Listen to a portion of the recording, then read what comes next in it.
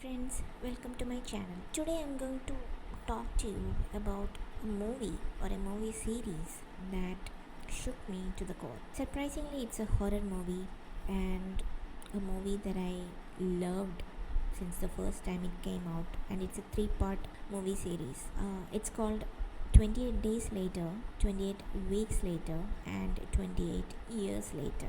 The title might seem simplistic or even funny when I say it in order like that, but this movie just discusses some profound themes about humanity, and that is what I'm going to talk to you today. Danny Boyle's 28 Days Later, which came out in 2002, and the recent 28 Years Later that came out in 2025, and the middle series, that is Juan Carlos Fresnadillo's 28 Weeks Later that came out in 2007, are often celebrated as groundbreaking entries in the zombie or the post-apocalyptic genre. But beneath the visceral horror of the rage-infected humans lies a far more unsettling observation. When the structures of society collapse, the infrastructure, policing, the public order that we take for granted, humanity's veneer of civility disintegrates almost immediately.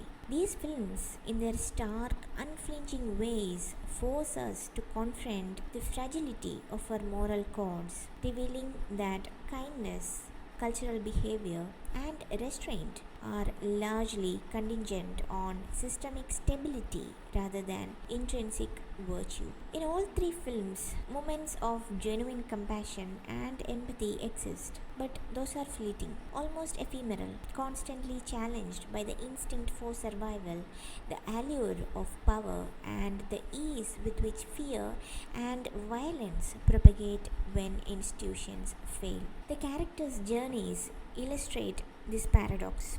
In a society stripped to its bare bones, the ethical compass often becomes a luxury, a relic of a more orderly past. It is telling that the people who manage to retain their humanity, that is, those small gestures of care, cooperation, or restraint, are precisely the exceptions rather than the rule. As the rage virus spreads, these films repeatedly underscore the point that infrastructure and policing are not merely administrative conveniences. They are the scaffolding that sustains the so called civilized behavior. Once those scaffolds collapse, the latent brutality and hypocrisy within humans emerges in full force. Those entrusted with authority, ostensibly to protect, often exploit their position. The military unit in 28 Days Later, instead of being guardians of order, becomes agents of deception and control, and even to the essay of women that they plan, which was horrifying to watch in the movie, reflects the harsh reality that power without accountability magnifies moral corruption. Set nearly 3 decades after the rage has devastated England, 28 years later, follows a father and son living in isolation on a remote island. When the son ventures into the mainland to find a doctor for his ailing mother, he encounters the harsh realities of a world still plagued by the infected and the emergence of a new threat from other survivors. The film explores themes of survival, humanity, and moral complexities in a post apocalyptic setting. This cinematic lens mirrors our global reality in striking ways. The film's exploration of rapid unraveling of social norms parallels the long-standing hypocrisy, especially of Western nations' so-called humanness on the international stage. While professing values of democracy, liberty, and protecting of human rights, many Western powers have historically and consistently colluded to extract wealth and maintain dominance over the global South. France's systemic looting of African resources to this day, European powers' manipulation of post colonial economies in the name of religion, and covert interventions in Asia, Africa, and Latin America reveal a structural betrayal. The very societies, that is the West, that champion civility at home have for centuries leveraged brutal violence, loot, and institutional power abroad, all for profit. There is a chilling resonance between the film's militarized exploitation and the real world exploitation of the global southern nations. Just as the survivors in 28 days are lied to, abandoned, or manipulated under the guise of protection, colonized and post colonial nations have endured resource extraction, debt traps by IMF, and engineered conflicts under the rhetoric of development, governance, democracy, or even security. For example, US's invasion of Iraq. That was purely to extract its oil wealth and not because of any presence of any WMDs. Moreover, these films highlight how quickly ethical standards bend when scarcity, fear, or opportunity arises. In the absence of policing, individuals and small groups make choices driven by self-interest or desperation. In a global context, Western economic and political systems have functioned similarly. Structures designed to maintain fairness and justice are often selectively enforced, ensuring that wealth and power remain concentrated in few elites' hands, while the historically exploited continues to bear the brunt of instability and deprivation. This collapse of moral and civic behavior in Boyle and Fresnadillo's works serves as a metaphor for the moral compromises implicit in centuries of unequal global relationships. Civilized behavior is not always the product of universal ethics, but frequently a byproduct of hierarchy, surveillance, and coercion, forces that in the global arena have often been wielded by Western powers to extract compliance rather than foster genuine cooperation with the global South. The notion of humanness becomes even more complex when examined through the lens of hypocrisy.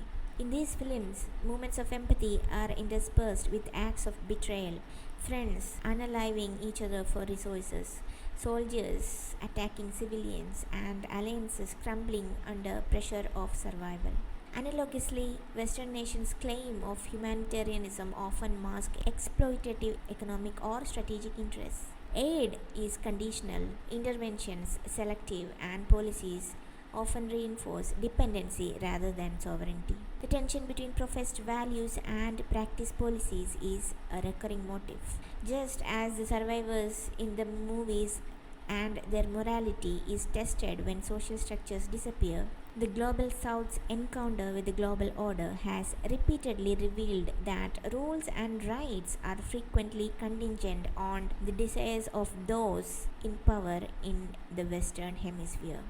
Furthermore, these films remind us that human cruelty is not just a matter of individual pathology but often systemic opportunities. When the institutional checks of society vanishes, latent prejudices, greed and fear surfaces with alarming speed. On the world stage, the global south has often faced analogous conditions. Structural inequalities, manipulated economies, and imposed governance create environments where suffering is normalized, while the powerful West, armed with technology, military strength, and economic leverage, benefit.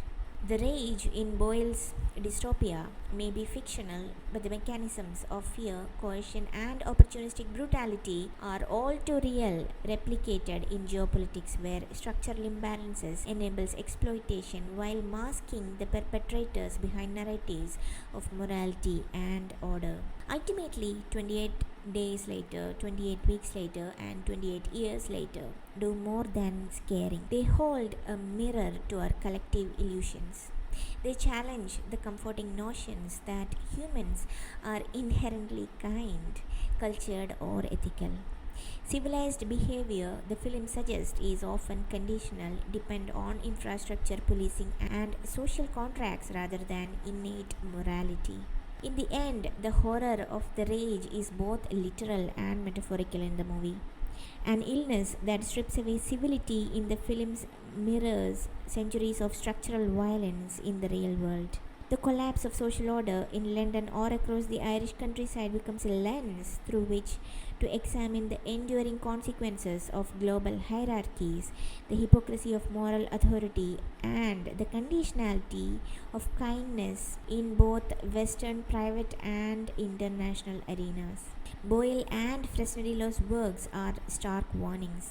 without vigilant reflection and systemic reforms. The same breakdown that unravels society in 28 days or 28 weeks can unfold at every level, exposing the uncomfortable truth about human capacity for both empathy and severe exploitation. I wish you all a great day. Take care and bye.